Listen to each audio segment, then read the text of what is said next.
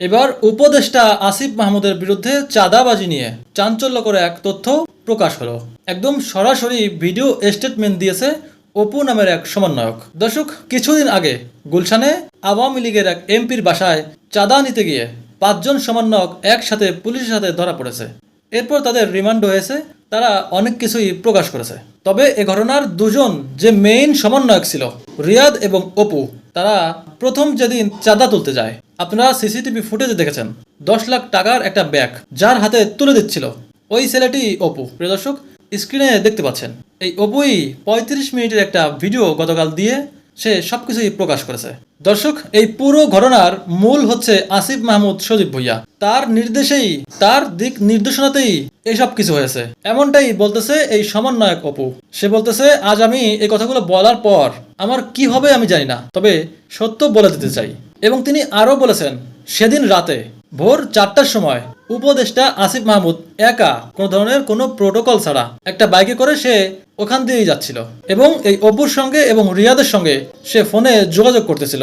প্রিয় দর্শক, এই অপু বলতেছিল একজন উপদেষ্টা সে এত রাতে কেন ওখান দিয়ে যাচ্ছিল এবং আমাদের সঙ্গে কেন যোগাযোগ করতেছিল, এটা আপনারা বুঝে নেন। দর্শক, গতকাল নতুন করে একটা সিসিটিভি ফুটেজও ভাইরাল হয়েছে। সেখানে অপু যেমনটা বলতেছিল ঠিক সেটাই দেখা গিয়েছে এবং সেটা প্রমাণিত হয়েছে।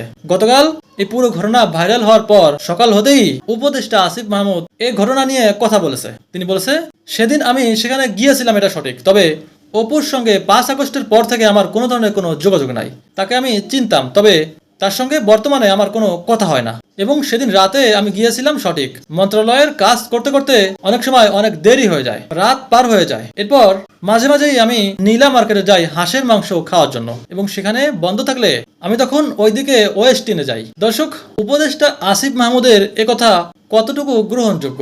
সে কি সত্য বলতেছে নাকি মিথ্যা বলতেছে? আপনাদের মতামত জানাবেন।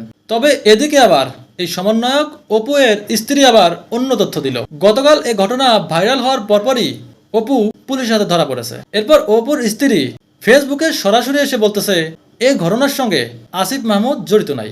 অপুকে ইশরাক হোসেন তার বাসায় ডেকে নিয়ে তাকে জোরপূর্বক তাকে দিয়ে এই স্টেটমেন্ট দিতে বাধ্য করেছে। তিনি আরো বলেছেন যে অপু বেশ কয়েকদিন ধরেই ইশরাক হোসেনের বাসায় বন্দী রয়েছে। তাকে কয়েকদিন আগে ফোন করে তার বাসায় ডেকে নিয়েছে।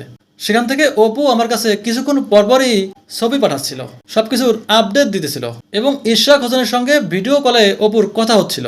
দর্শক, আপনারা স্ক্রিনে দেখতে পাচ্ছেন। এখন ঘটনা মূলত কি, কে কার হয়ে কথা বলতেছে এবং কে অপরাধী? দর্শক, আমার মতে এই ঘটনাটি বেশ বড়, তাই অবশ্যই এই ঘটনার তদন্ত হওয়া জরুরি। কে অপরাধী কে অপরাধী না, এটা প্রকাশ হওয়া খুবই দরকার।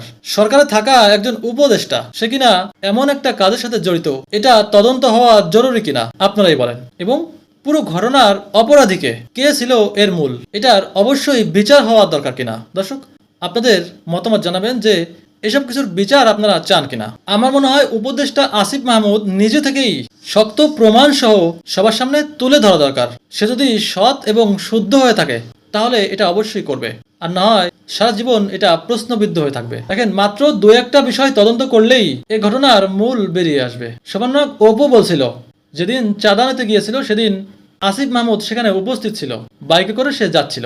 তো সেদিন যে ফোনে কথা হচ্ছিল সেই ফোনের কল রেকর্ড যদি চেক করা হয় তাহলে সত্যটা বেরিয়ে আসবে।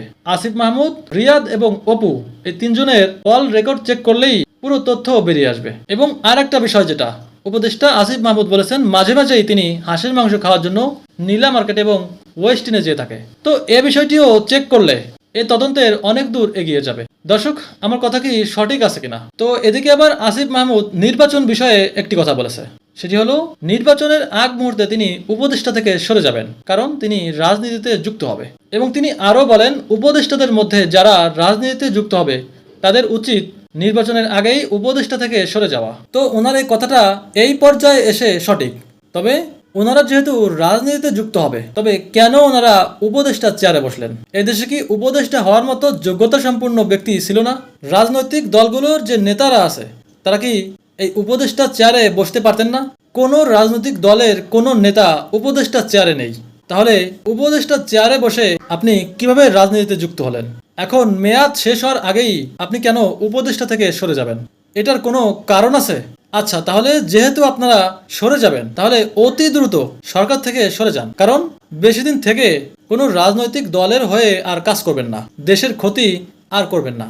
মানুষ আপনাদেরকে অনেক বিশ্বাস করেছিল, কিন্তু ইতিমধ্যেই সে বিশ্বাস আপনারা ভেঙে দিয়েছেন। তো দর্শক, ভিডিওটি এখানেই শেষ করছি। আমার কথাগুলো সঠিক কিনা আপনারা বলবেন। সবাই ভালো থাকবেন, সুস্থ থাকবেন। Bye bye.